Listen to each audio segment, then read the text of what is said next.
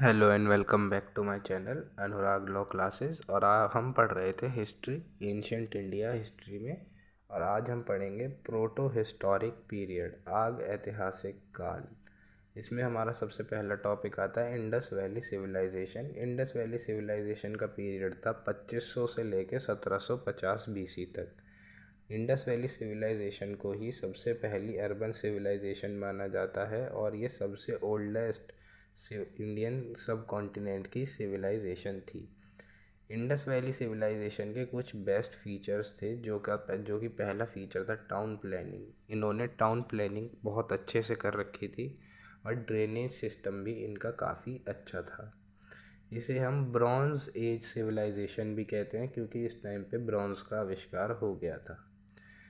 First time जो है 1856 में एलेक्जेंडर कनिंघम आया था, a father of Indian archaeology.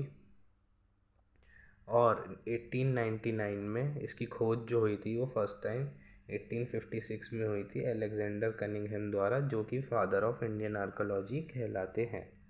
1899 से 905 तक लॉर्ड कर्जन जो थे वाइसरॉय, इन्होंने जो है एएसआई की मदद, एएसआई मतलब आर्कियोलॉजिकल सर्वे ऑफ इंडिया की मदद से इन्होंने यहाँ पे इसकी जो है खोज करवाई थी इंडस वैली सिविलाइजेशन की। एएसआई के जो पहले चेयरमैन थे वो थे जॉन मार्शल।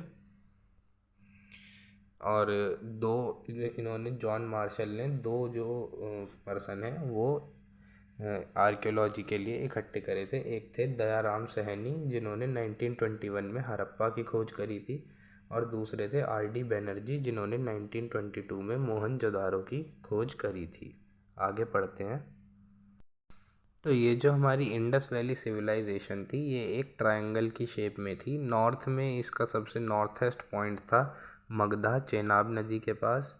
ईस्ट में ये आलमगीरपुर हिंडन नदी के पास आती थी। साउथ में ये दायमाबाद महाराष्ट्र गोदावरी नदी के पास आती थी। और वेस्ट पॉइंट था इसका सुक्तनदोर दाशक नदी के पास।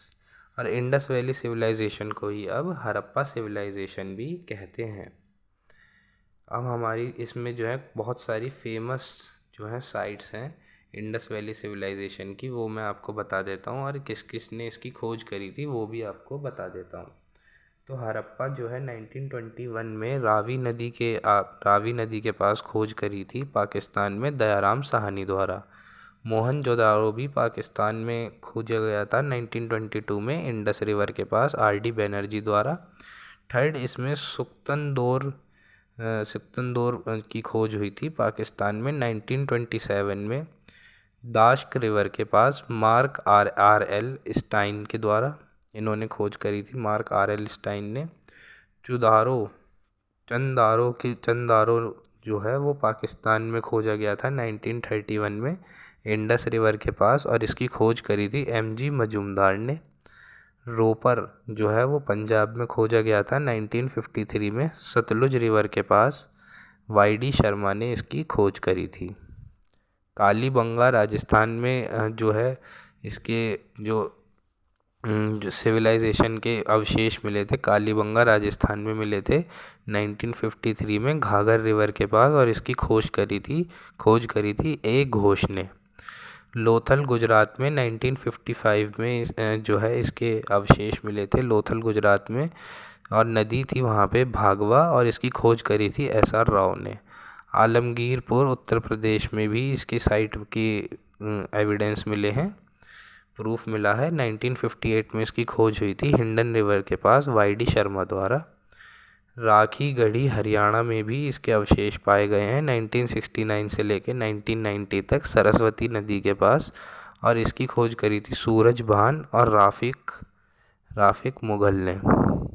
आखिरी इसमें है बनवाली हरियाणा में भी इसके अवशेष पाए गए हैं 1973 में इसकी खोज हुई थी सरस्वती नदी के पास आर एस बिष्ट द्वारा। आगे पढ़ते हैं हड़प्पा के बारे में। तो हड़प्पा जो है इंडस वैली सिविलाइजेशन का एक जगह थी जिसे हड़प्पा कहते हैं। वहाँ पे और इसमें जो सबसे बड़ी बिल्डिंग थी उसमें 12 कमरे थे जिसे कि ग्रेन यार्ड कहा जाता था। वहाँ पे जो जितना भी अनाज होता है उसे हम रखते थे, जैसे कि बारले, जौ, गेहूँ, वीट, इन जैसी चीज़ों को वहाँ पे सेफ रखा जाता था। एक इसमें ग्रेवयार्ड भी पाया गया था, मतलब मुर्दा घर पाया गया था, जिसका नाम है R37, मतलब समाधि। 37 लोगों की इसमें समाधि थी और इसमें 57 ह्यूमन स्केलेटन पाए गए थे। और एक हड़प्पा में स्टैचू थी गॉडेस ऑफ फर्टिलिटी की, कि स्त्री के गर्भ से उगता हुआ पौधा उसमें दिखा रखा था। और बटन के शेप की उस टाइम पे मोहरें चलती थी और इन मोहरों में शंख या फिर बैल जो होता है वो बना हुआ होता था। मोहनजोदारो पढ़ते हैं हम। मोहनजोदारो का जो नाम है उसे कहते हैं माउंट ऑफ डेड, मतलब मुर्दों का एक टीला। ठीक है, टीला है एक होता था मुर्दों का। वहाँ पे जो है सबसे बड़ी बिल्डिंग थी, वहाँ पे भी एक ग्रेनरी थी जहाँ पे कि जो अनाज रखा जाता था संभाल के। सबसे फेमस बिल्डिंग थी ग्रेट बाथ, वहाँ पे सब लोग नहाने आते थे। स्टैचू ऑफ नटराज मिला है मोहनजोदाड़ो से, जो कि शिव जी का एक रूप है। और स्टैचू ऑफ पाशुपति नाथ भी मिला है, वो भी शिव जी का ही एक रूप है। और एक यहाँ से स्टैचू मिला था प्रीस्ट किंग का, जो कि पंडित राजा होता था। और इसमें एक स्टैचू मिला था डांसिंग गर्ल का, जो कि ब्रॉन्ज का बना हुआ था।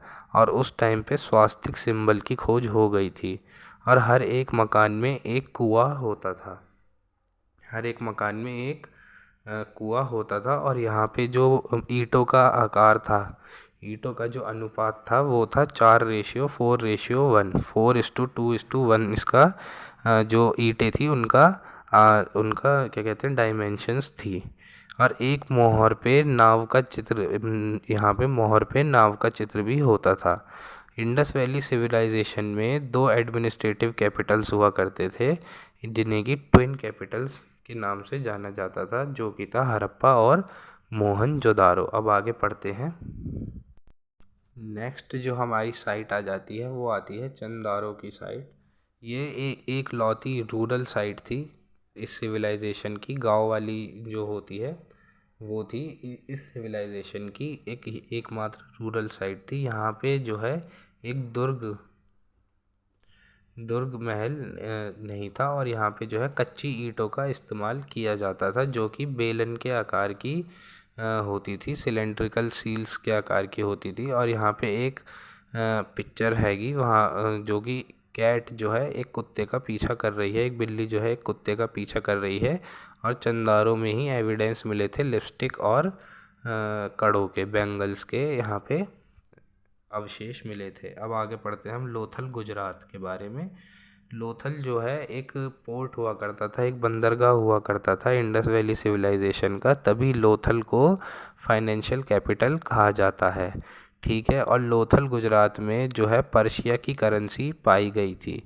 और यहाँ पे जो इंडस वैली की जो करेंसी थी वो थी, वो कोई भी करेंसी नहीं थी, क्योंकि उस टाइम पे बार्टर सिस्टम चलता था, एक सामान के प्रति आप दूसरा सामान ले सकते थे। मगर लोथल में एविडेंस मिले हैं चावल के दानों के और घोड़े की हड्डियों के, और एक मम्मी का भी एविडेंस मिला है।